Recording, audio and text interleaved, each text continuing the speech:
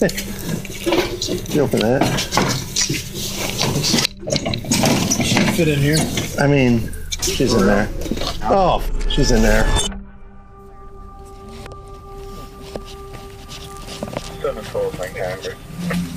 Police department. Police department. Hi, how's it going? Yeah. Are you Patricia? No, I'm her daughter, Carol. This is 50-year-old Carol Rey. She lives with her mother, Patricia, and her 3-year-old daughter. Is Patricia here? No, she's not here right now. She's with her sister. Okay. I'm just asking because someone was worried they didn't know where she was at. My son, John. And him and her are having a little bit of a tiff because he owes her quite a bit of money. And he's been trying to call her for 24 hours now.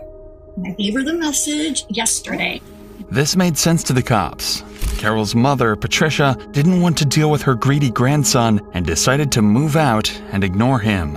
Or at least that's what Carol claimed, because at this point, police are completely unaware of the horrifying secrets that lie just feet away from them inside the house. And over the course of the next few days, this simple missing persons report would turn into hands down the most gruesome and disturbing case that they had ever worked on.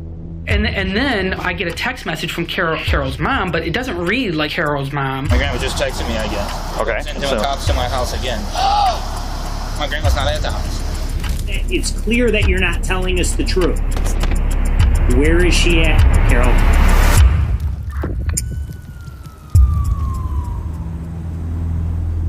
Following the interaction with Carol the previous night, John would call the police again, slowly becoming more concerned that something had happened to Patricia.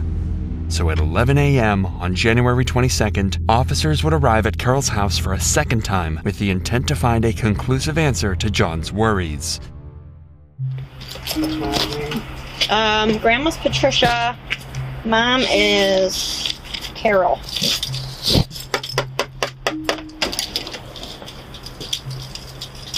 Hi. Are you Carol? Yes.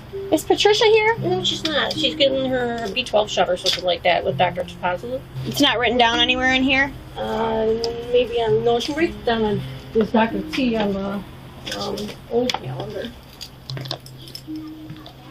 This little girl. This is my daughter, Allison, her granddaughter. Hi. Oh, okay. Does she live here with you? Yeah, we live together. Your grandma? Yeah. Or your My mom? mother. Sorry. Yeah, she's been staying at her sister's house for a couple of days because we just got diagnosed with pneumonia and got home from the hospital. I had diverticulitis that ruptured. Okay. So she's back here though, staying here primarily now? Clothes. I mean, all of her clothes and everything are here. She came by yesterday, and she was here not last night, but night before last, and she was here yesterday until about 5 p.m. and picked up her medications and a fresh change of clothes and stuff like that. Okay. The only reason we're here is because your children are concerned about your grandma. My son, John, he sent you guys over last night, which I contacted my mother about, and she had a fit, and I was going to go down to the Roseville Police Department today about it. Well, there's a little bit of a financial money issue between my mother and my oldest son, John. Okay. And he borrows a lot of money from her and doesn't repay it. He's got a truck in the backyard she bought him, a car in the garage that she bought him that she took back because he didn't pay the insurance on it. So my mom is a very finicky woman, so she got pissy about that. Now, call him when I goddamn ready to call him. I got things to take care of. Right. Okay. My mom. How old's your mom? I said she's 69 this year. Based on Carol's story, Patricia is back living at her house and is currently at the doctor's office getting a monthly shot. Everything lines up. Patricia temporarily stopped communicating with John due to a financial dispute. However, John, being a caring grandchild, got worried something more sinister was at play. It seems like it was just miscommunication. However, officers decide to get all of Patricia's information and check her room just to ensure nothing's off. All right. Where's her room here? And it's right back here. Can we just look at it? Yeah, if you want to see where her clothes are and everything. You want to show us? I'm sorry, baby. You want to show them where Grandma B's room is? Her room is the last one on the right. Allison's is the first one on the left here. Yep, we were letting Allie sleep in this bedroom since Grandma B spent the night right with so that she can have her stuff on. All my mom's stuff. And all her clothes are in there? All my mom's stuff is right there. Fresh clothes that she just washed. Okay. All right. We're good. We get the call, you know, and then there's one side of the story and then there's the other. So if he's got everyone worked out, like he said, he might call, someone else might call, and you don't want us showing up here a million times. So we want to just see her in person. Hey, you're fine. That's all we need to do. Okay? Alrighty. Alrighty. Thank you. You're welcome. Have a good day. The officers have one simple task to wrap this case up. Simply confirm Patricia is okay with their own eyes. To do this, Officer Pelt decides to call the doctor's office where Patricia is apparently being treated. However, the call doesn't go as planned. Hi, this is Casey from Woods Cardiology. How can I help you? Hi, this is Officer Pelt with the Roseville Police Department. I'm just calling because I believe you have a patient in your office by the name of Patricia Bennett, and she has some family members that are concerned about her and are trying to just make sure she's there. Nope, she's not here. They might have got the date mixed up. Her appointment is, February the 13th, but I'm going to go ahead and ask a couple of my colleagues just to make sure, like, did she come here or anything like that. Is she planning on coming there? Nope, she's not supposed to be in today. Nobody's seeing, like, she hasn't come in yet or anything like that, but we can watch out and contact you. Suddenly, things are starting to misalign. John insists that he thinks Patricia is missing, and now the only person living with her is lying about her current location. Something is definitely not adding up, so officers decide to speak to John again to further investigate the strange situation. I just don't get why my grandma would make a Facebook post saying she's at home. You guys show up and she's not there. And that was literally 2 minutes ago. As soon as you pulled away, she texted my dad that. There may be other circumstances that we're not aware of, or the family's not aware of. I'm hoping I just have a pissed off. So what your expectation is that this woman here who's your mother, is hiding your grandmother from you? Yeah. For what reason? For months. She's trying to take the money from her that you think is entitled to you? No. Okay, I don't know. No. Your grandmother, what? Our grandma raised us. Raised you, okay. Okay. So, generally, yes, I'm really concerned. Our mom's been in and out of our life. She's at. Right, okay. You know, our mom was never in our life. And I just don't want my grandma to be passed away and she's collecting, or hopefully she's just hiding her because she's sick and my grandma doesn't want to know. I'd rather have a pissed off grandma than a missing or dead. Well, if she's dead, then, I mean, if she's got a body hiding somewhere or has done away with her, I mean, and then trying to collect Social Security or whatever she receives, I mean, that takes some effort. My grandma has fraudulent police reports on her. Yeah, police reports on her. When was it then? A couple of years ago. Yeah, A couple years ago? back. Okay. And what happened to those charges? I think my grandma decided to not pursue them fully. They had, like, to lock her up because that's her daughter, but... I'm not trying to get her in trouble, but why would you keep lying? But so that's why I'm thinking that nothing's adding up. My grandma just texted me again. Okay. Sending cops to my house again. My grandma's not at the house. John's claims are frankly terrifying. Not only does he suspect his mother of stealing from Patricia and using her money, but he thinks she may have even murdered her. Accusing your own mother of committing such a terrible act is something officers need to take seriously. However, there's no evidence to suggest that Carol had even harmed Patricia, let alone killed her, so these claims feel drastic, unfounded, and premature. Officer Jerebick seems to have felt these claims were over the top as well, so he would lead John to the station to file a missing persons report. Additionally, he wants to learn about John's history with Carol, and why he thinks she may have killed Patricia. Alongside John would be Carol's ex-husband TJ, who claimed to have important information that could help solve the case. We're just going to record you and I. All right. So when did you physically last see your grandmother eye to eye? Probably after Halloween, beginning of November, before I went to North Carolina. I came back from North Carolina Thanksgiving, so didn't see her. Went there on Christmas, didn't see her. I've been calling her and asking her to call me. I need to hear your voice, or have my mom have you call me, I need to hear your voice, or I'm going to do a welfare check. I threatened that a couple weeks ago. All right. Yesterday I just cracked and finally called it in. And now you haven't had any voice contact with her since Thanksgiving? Somebody's been texting me off her phone or off her Facebook. I know it's not her just because of the words they use. It's not how my grandma talks. When was the last time you saw Carol? Last time I saw Carol, period. Not Carol, Patricia. Oh, okay. I'm like every time I drop my daughter. yeah. Like Patricia. Patricia. Contact with Patricia, yes. Yeah, it was around Halloween time. I did receive one text message the other day stating that she was sorry for holding up Carol. Carol and my daughter were supposed to hang out because it was my birthday this weekend. Getting around 6 o'clock, I started texting her. I'm like, what the fuck's going on? You know, it's my birthday. We were supposed to be celebrating it and blah, blah, blah. You, Carol, and Allison are supposed to be celebrating on Sunday, your birthday. Right, and then I get a text message from Carol's mom, but it doesn't read like Carol's mom, but it says, sorry, I'm holding her up, signing over the cars and giving her title to house and insurance stuff so she can get that stuff fined Monday. It gets kind of, when Carol types, a lot of times it comes up kind of misspelled. It's because she doesn't wear glasses and stuff like that. The only contact that you've had with her was from a random message, and she said that she was with my aunt. So I did some research. I went there today and spoke with my aunt. She hasn't spoken with my grandma since 2015. Remember how Carol said that Patricia moved over to live at her sister's house? Is Patricia here? No, she's not here right now. She's with her sister. John visited that house, and Patricia's sister claimed that she hasn't seen Patricia in over 5 years. And she was messaging me today while we were there with the cops, saying that she was home, and messaging my dad that she was home when we know she wasn't there because the cops were there. My dad screenshotted them all and sent me those messages. Okay, can you email those to me? One thing I do know, and I mean, in this type of situation, I would hope it's more true than it is the other, is I've known Carol since I've been 20. I mean, like, boldface, like, you can show her, like, here's a picture of you, and I have. Here's a picture of you doing this, and da-da. It's not me. I mean, so she's always been a chronic liar, especially when she's off her meds.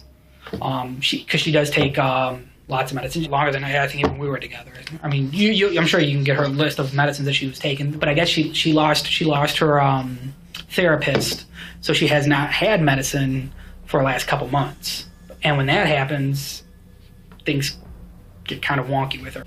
Any other conversations? I've been calling the house phone, social media, off of like Messenger, calling her that way, texting her, nothing. And then on 12th of January, my mom texted me off her phone saying, Grandma B is sleeping, getting over pneumonia here. I was like, have her call me. I need to hear her voice. She never does this. She always calls me. And there was no response. These interviews help clarify why John would go as far as saying Carol had killed Patricia. She's been lying to them for months, nobody's been able to see or speak to Patricia, and she happens to have a decent surplus of cash that the family has been pulling from. And remember, on top of all of that, Carol lied to police about Patricia's whereabouts at the doctor's office. The evidence makes it abundantly clear that Carol's not telling the truth and trying to hide something, and it's likely something horrifying. So police try and visit her house a third and final time, but this time, they aren't leaving without answers. Hello. Hi again. Hi. Is she here now?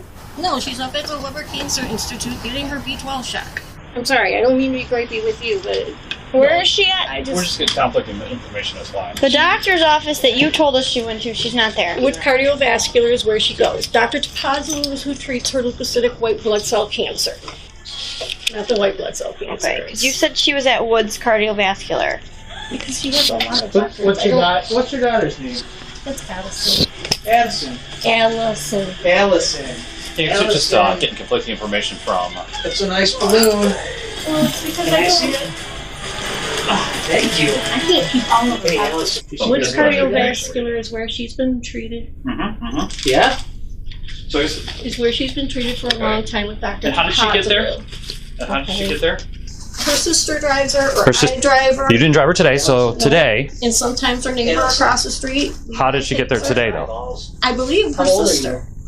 Her sister? Yes. The sister that lives in Warren? Yes. Okay. But you don't have your sister's number? I don't talk with my aunt or my uncle.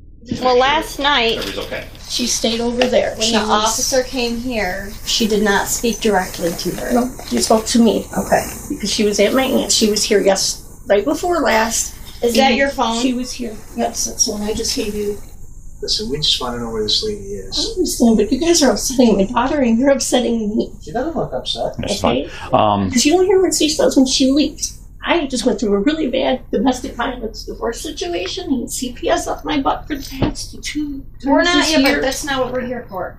We're here to find out if your mom's okay. We got a bunch of people who are concerned about her, and no one seems to know where she my is. son's father, my son, and his brother, which he's got his brother on high alert now, which his brother's wife was just here yesterday morning while my mom was laying on the couch to pick up $200 to do her tabs for the car, for my son's car. Right. Okay? Yeah. I mean, I can show you a picture of my daughter and my mom. She's sitting on the sending couch. messages telling everyone she's here. She's currently here. No, she's coming back here because she just called. She just called. Why don't you call her right now? While we're here. Yeah. And she's on her way, then shortly we'll be able to resolve this. Can I turn this back on to her? Yeah. You can see That's that fine. I'm actually... Oh. You want to put on speakerphone? Will she answer you? I don't know. She went up there to get her B12 shot. Notice the drastic change in Carol's demeanor when she was directly asked to call Patricia. She's no longer deflecting, but rather soft-spoken and deliberate with her choice of words. Pay attention to Carol's body language as she's asked more of these direct questions. I know she's supposed to be calling John because John's the one that started this like 3-4 nights ago, threatening to call if she didn't talk to him. Yeah, if she didn't talk to him by noon the next day. I had her call before she went to Sam's Club. It was like 11:45, 11:50. Is it possible then that she could just speak to John? Directly? Yeah. Well, then why hasn't she? Like face to face, so that they're at ease. She's not answering. We're sending messages to Do each you want other. to call her again? People are just concerned. I'm sorry. Yeah. She was talking, you were talking, the phone was ringing. What did you say? Why can't your mother directly speak to John? Not through a message, not through text. She can. FaceTime. I don't have nothing to do with her and John, though. Well, that's why we're here. I'm getting stuck in the middle of it. Yes, we and got so it. are we. So are we, and we have to figure. We have trying to to get see her. You want to just try to call her again? What's the doctor's office she's at? Which cardio? No, the Weber Cancer Center is behind Macomb Hospital. Coincidentally, Officer Peltz would call this doctor's office, and yet again, Patricia was nowhere to be found. Officer Pelt knew something was off and decided to call in Detective Jarabix to question Carol officially and confront her about her growing list of lies. Grandson doesn't live here. Okay. If this does go downhill and she starts making any admissions, let's stop, get her to the station. We'll do a search warrant, whatever we have to do for the house. But if she starts, Do you want to do a consent to search first, so we can gather it at the house first? Does she have consent? yeah, let's start out with that. She's already let me go through the house. Did you go through the garage? I have not been through the Cars, garage. check the cars. No, I just went through the house. It's good to South Carolina. So she's at her breaking. Okay. This is Detective Garabix. Excuse me. Yes. Hi. So we're gonna, if you don't mind, we'll get consent from you to search the house to see if there's anything that would lead us to think of who she may have went with to help you out and figure out where she went. Mm-hmm. She didn't tell you otherwise, right? You're under the impression she was supposed to be with her sister. Yes. That's what she told you. Yeah. Who lives in the house? I do. My mom and this little girl for her over. Has she done this in the past? My mom doesn't tell anybody what she does. And your son seemed pretty concerned that she was in here. What's on John? Yeah. Yeah. But she tells you that she's with her sister. That's got me. That's concerning, correct? That's got me worried. I'm not worried, but aggravated. She's not answering her phone calls. The people that she says she's with, she's not. Mm-hmm. That's got me concerning. aggravated. Because I won't feel right if I leave this house without looking for anything that can point us in the right direction. Mhm. I want to do my job properly and make sure that. And I guarantee when she walks back in this door, and she finds out that I searched for her stuff to help try to find her, she's not going to be okay with it because that's what most people would be okay with, correct? I'll open up her bedroom door so you can see her stuff or whatever. I'll unlock the car for you so you can look at it and whatever, or whatever you want to do. I don't want to sign anything and get in trouble. Okay. There's all of her things. Okay. When your mom left, did she take like a toothbrush, a bag of clothes, like she was spending the night anywhere? Well, she's a personal and her coat and boots. Yeah, does she normally sleep over people's house without, Well, she does. She did this time, and she has in the past. Those are puzzles, so right? she does have, She's doing. obviously, medical issues. Oh yeah, she's had medical issues for a while. She takes What I'm saying is that that's also, when we're looking at somebody being missing, it's concerning because anything can happen when she's had COPD, she's had a stroke already. You understand, she's out there. You don't seem very concerned. I'm more concerned for your mom than you are. I am concerned. I've talked to her and seen her in the past 24, 48 hours. But now I'm frazzled because she's lied to me about talking to my, and I don't know why she would do that. So, I mean, we're concerned because your mom left, but she didn't even pack a bag to go, you know. For an overnight, she normally won't. Even when she came out to my trailer that I was remodeling up on Hall Road. So for like an overnight, you don't pack like just a toothbrush, a change of clothes, underwear? Doesn't have any teeth. Obviously, something's going on here. We're fairly certain something's going on. We need to start fresh, and we need to tell we need you to tell us exactly what happened. Your story's not adding up. Your story doesn't add up. Go through it very quickly. You're extremely nervous. Well, yeah, I had the police here last night and today. Yeah. Carol, obviously, something probably happened to your mother, right? You know something that you're not telling us. That's apparent to us. We're trained investigators. We know when something's not right and something isn't right. You have many people outside of you that are concerned about your mother's whereabouts. Where is she at, Carol? I don't know, because she honestly said is what she told me when she left here. The detectives haven't cracked Carol yet, but they're extremely close. If they can get verbal consent to search the property, they may be able to find clues to further solve the case or get Carol to reveal more information. All right, listen to me. A few things. You're lying a lot, okay? I'm now at a point where I don't believe anything you're saying, okay? Well, I've now confirmed another part of your story that's wrong. So you need to come clean now. Let me know where your mother's at. If she's in this house or in your garage, that she passed away from natural causes or whatever it is, and you didn't want to do anything because maybe you needed some extra money for Social Security or whatever it is, we can get through it. But right now, what you're doing is you're hiding somebody who's possibly dead, okay? Absolutely not. Carol, she hasn't been in this house in 2 months, 3 Yes, months. she has. She's got dirty clothes in the laundry room. She's got clean clothes hanging right there. What does that have to do with anything? That's neither here nor there. I mean, What's going on? What's going on in your life her hair that brush we is have to in be? the bathroom. Yeah, that's odd because she left for the night. Wouldn't she want to brush her hair in the morning? Carol was caught lying through her teeth multiple times. However, despite all of that, detectives couldn't get the consent to search her property. This leaves them in a tough situation. It's clear Carol is lying and hiding Patricia's whereabouts, but with no solid evidence, they can't be certain of Carol's involvement in the disappearance. But luckily, the police had a trick in mind, involving Carol's current boyfriend, Ricky. Since Ricky has been living in the house with Carol, he has the authority to give consent to areas of mutual access. In this situation, that allows officers to search the majority of the property despite Carol's objection to the search. As long as Ricky doesn't have any involvement in Patricia's disappearance, he would have no reason to object to a search of the property. Hey, how you doing, sir? How about yourself? Not too bad. Are you Ricky? Yeah. Okay. Gonna step back here. Some of these detectives want to talk with you. Detectives? Yeah. What's going on? Oh, they'll talk with you. When was the last time you saw Patricia? Like, physically saw her in person? Physically saw her. It's probably been about a month. Would you mind coming to the station with us? So we can just sit there and talk? It's just Well, we're trying to find... We want to find Patricia, but we're getting... She's not over at sister's house? No. How long... I mean, she's lied on me. Who's lied on you? Like Carol. Carol? She's cheated on me, yeah. Because she's the one that told me that she was at her sister's house.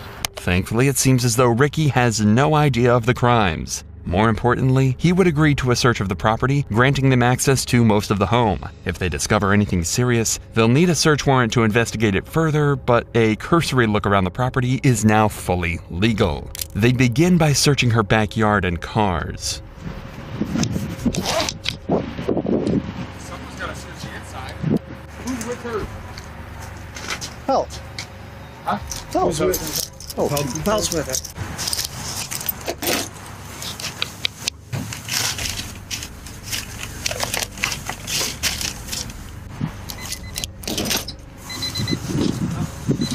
Huh? Supposed to be my...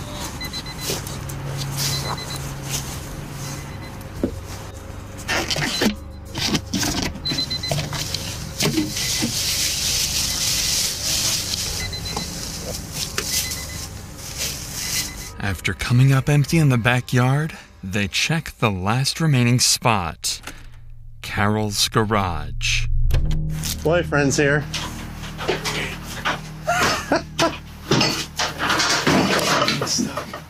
Just want to look up here real quick.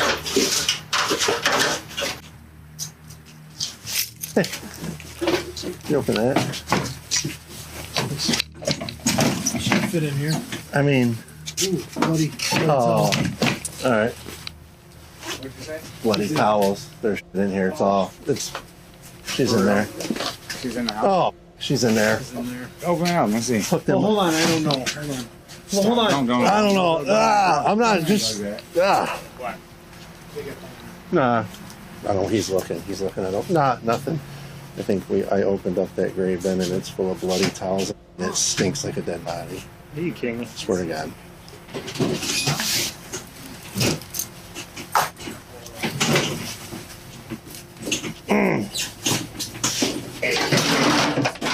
You gotta get the search warrant up. Huh? For what? If it's in there, Bodecker wants us. For what? If there's We're searching for the There's a body. bloody Yes, pillow. if There's there's a one bloody in there. pillow in here. Ready?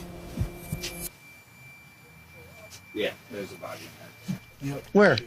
You see the legs from the far corner. Okay. Close back up. Sure. I'll go get the thing up there. Somebody said he was back here. So he needs to. Everybody needs to. Exactly. That's a boyfriend who just showed up. We've been looking for him. Oh, okay. Hi, Lieutenant. I just opened up a big plastic storage bin and smelled really bad. It was full of blood and towels, and you can see a body in there. So it's kind of where we're at. All right. We hook her, bring her in. What about Everybody was saying, people, the brothers, we need to find out what they were telling officers, because they were saying he was like in the back there yesterday. He was coming and going. Somebody might have seen. There's Yeah. still moisture on the top of that. I open it and there's still moisture on the top, so that's not been in there long. And they were somebody we got to talk to over there. They said, yeah, you know, the door was open yesterday and he was coming and going, and then all of a sudden his car was gone. This dude? Whose boyfriend is it? This is the girl in Carol's. The daughter. I say we bring him in and we Yeah. saw him.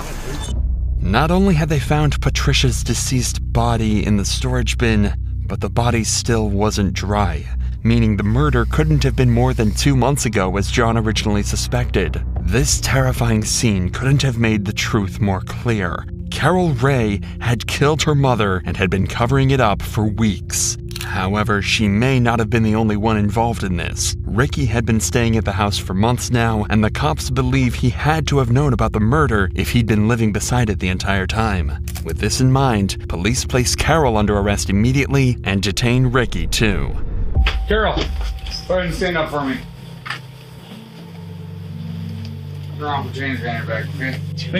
Think you know why we're going, but I suggest you think about what you need to tell us, okay? You translated. Any weapons on here? No. I might have my knife on me over there.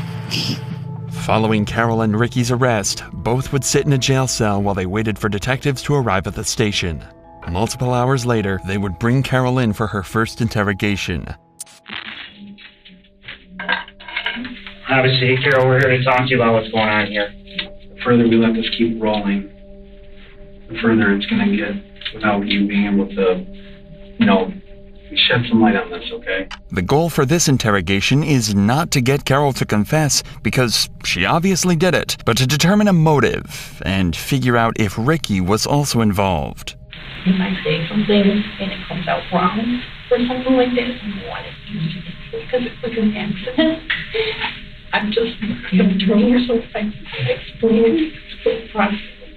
If you explain the truth, then it will come out as the truth. I don't believe so. I can't give you advice, but if you want to tell your story, you can tell it how it is. I don't have to ask you any questions. If you want to get it out, you can do that. At the same time, once I tell you your rights, if you don't want to talk, you don't have to talk. That night, we were sleeping between 1 a.m. and 4 a.m.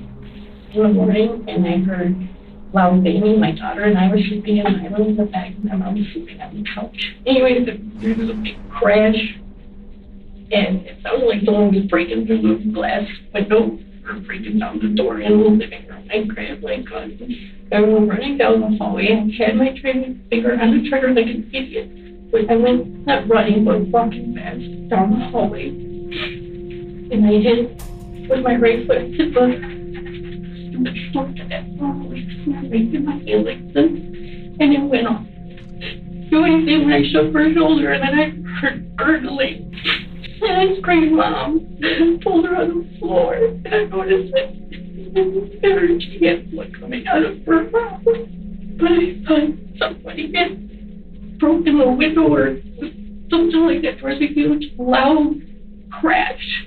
If a suspect is highly emotional when recalling an event, they will often have trouble remembering certain details in that moment. You'll often notice the suspect unable to form full sentences and stuttering in their speech. But Carol shows none of this. While crying, she manages to form a detailed timeline of how she killed Patricia. This implies that her story of events may be inaccurate, and the murder wasn't a mistake like she claims. Now that they've heard it, however, the detectives would be able to search for evidence that explicitly countered this story, and that didn't take them long at all. The very next day, they brought Carol back out of her cell and into the interrogation room again. Throughout this interview, see if you can spot the information that the detectives found specifically for this conversation, and watch how they use it to break her story apart.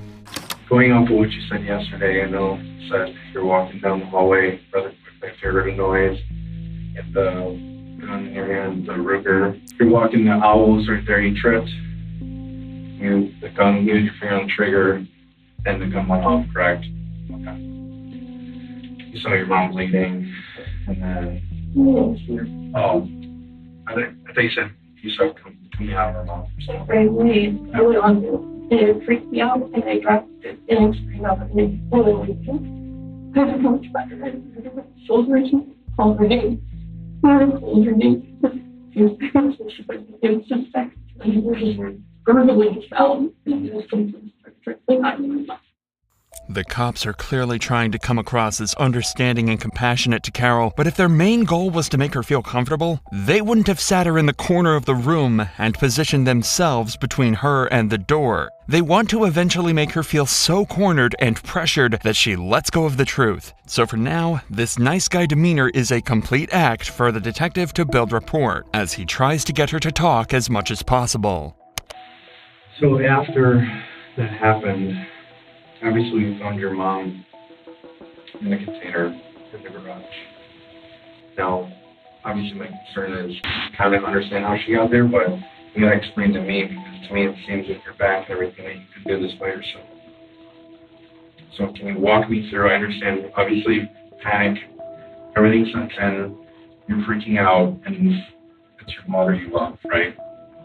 And so, baby was waking up. Okay, can you kind of walk me through the minutes after all that happened? Let me ask you this, was Ricky there that night? You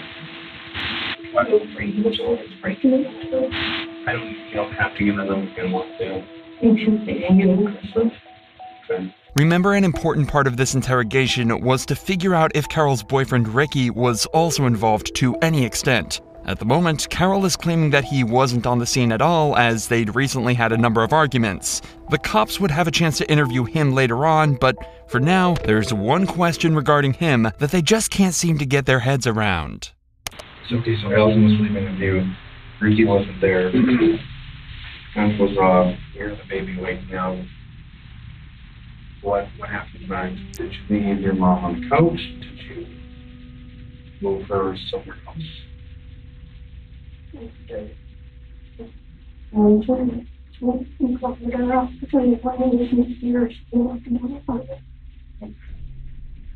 understand that. Very hard to get under his feet. Obviously, we're operating under panic, right? I mean, I can picture myself in a situation, panic. You got your daughter there. Where did you move? Where did you move her from the house to where first? We found her in the garage. She moved anywhere before the garage. Directly in the garage. Okay, so this is where I'm concerned with Ricky. Your mom, and I know this is a hard detail to get through, but picking up your mom, there's no way you're picking up. How did you do that by yourself? You're saying Ricky's not there. Did Ricky come over and help? Did you have him help you move? Are you afraid to tell us? Are you afraid of Ricky? You don't have to be afraid. You don't have to be afraid, I promise. You're scared, aren't you? Carol remained completely silent for almost 30 seconds after she was asked this question. The cops are right to assume that she's scared, but it might not be for the reasons they think. She could be scared of Ricky and the consequences of implicating him in the crime, but she could also be terrified of the situation she's in. She's going to jail for a very long time. There's no escaping that anymore, and that's a scary reality for her. Whatever the reason is, though, the cops are still doing their best to give her a moral excuse or justification for what she did, so she'll talk a little more. She panicked, and anyone would have done the same. The best thing she can do to make things right is to tell them exactly what happened. I mean, people panic. And people make mistakes. Yeah, I mean, you know what happens most often than fleeing, when you flee from an accident, it happens all the time when people panic, right? Let's say someone gets in a car accident and they smash into a car and they take off, and that person ends up dying. They hear them on the news, and then the lies keep going, and they're like, shit, I should have stayed, but I didn't, right? That's the mistake that you made. I should have stayed, but I didn't. I don't want to keep revisiting, but I have to. How did you get the toad out of the house? The cheetah passed all that stuff in the garage. Is it possible somebody else could have moved it for you? The cops are really focusing on Carol's inability to physically move Patricia to the garage, as, to them, it was a clear sign that somebody else had to be involved. But at this point, they're not getting anywhere. Unfortunately, this isn't conclusive enough evidence to implicate anyone else, and it's not getting Carol to talk, but that's okay, because the detectives have one piece of evidence that they've been saving for this very moment, that could prove without a doubt that everything Carol said so far has been a total lie. The other thing I want to bring up is they obviously did an autopsy on your mom. They found some puncture wounds in her neck, 3 puncture wounds. Not an old scar, but actual fresh puncture wounds in her neck. How did those get there? Nothing at all? Never was anything after the fact?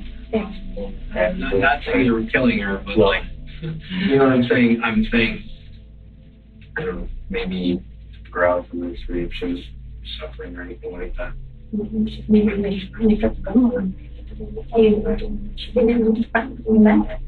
Because here's what I don't want to get caught up. Is that once they tell us exactly how deep they were, if it was a cause of death or contributed to cause of death, it could be really bad. So we have to get everything out here now if you did try to do something with those wounds that don't cause those wounds or anything like that. So I want you to think right now, what could have possibly caused those puncture wounds in her? I don't know if she had testing or anything like that. I didn't hear anything like those wounds for her. Preliminary, it looked like knife wounds. Fresh. Well, like fresh, but like a puncture at the end of a knife there or something. A gun accidentally going off and killing someone. Unlikely, but believable. But 2 fresh, deep knife wounds that Carol hasn't mentioned a single time? It's going to be extremely hard to explain this one away. Not only does this imply the murder was completely intentional, but the fact that Carol hasn't mentioned it means that she knew that was the case and wanted to try to cover that part up. Again, I don't want to put words in your mouth, don't want you to implicate anybody that's not implicated. That'll get you in more trouble. That'll get you in more trouble. But as we sit and investigate and continue to investigate in the days and weeks, months to come, more things are going to come out. I'm pretty certain of it. To Rick know eventually what happened. That's my knowledge. To Rick know your mom was in that. And Not that I know if I didn't tell him. say anything too that leads you to believe that he knew? Did you actually not have a mistake? Did you actually mean to kill your mom? Oh, I did not mean to kill my mother. Well, I'm not saying that. That's what I'm saying. I'm saying, do you understand where, when these things can't be answered, that's kind of odd. I don't know how that happened. Can I ask you this? With going back to the punch wounds, did you freak out after you shot her and she was still breathing and you wanted to make sure that at this point it's no good for her to be like this? Absolutely not. I wouldn't know. Absolutely not. Did maybe you kind of hope her to see, like, it just sounds terrible, but like, is she alive? Is she saying I know, no. Okay.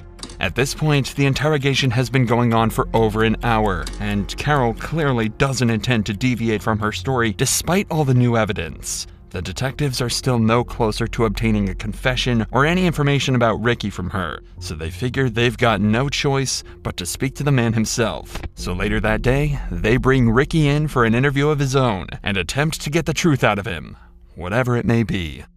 Do you have any idea what's going on? No, I don't. You have no clue. Somebody at the house said something about Patty is not at her sister's house where Carol was telling me that she was at. When was the last time you physically seen Patty? You guys call her Patricia? Yeah, Patty, Patricia. I don't call her Patty. I physically seen her about, I think it was like a month and a half ago. It was before Thanksgiving. How often do you stay at the house during time this? Every day. I've been there except for, if it was like the 8th and 9th, I went home to my mom's house. So you've been staying there every day? Yeah. Already, Ricky is being much more open and giving much better answers to all of the detectives' questions. He also seems exceedingly calm and as though he's just trying to help the officers out. Right now, he definitely isn't coming across as a murder accomplice or blackmailer, but there's still plenty of time for the cops to catch him out. What about Carol? Does she work? Does she have a job? Does she go anywhere? What does she do with most of her days?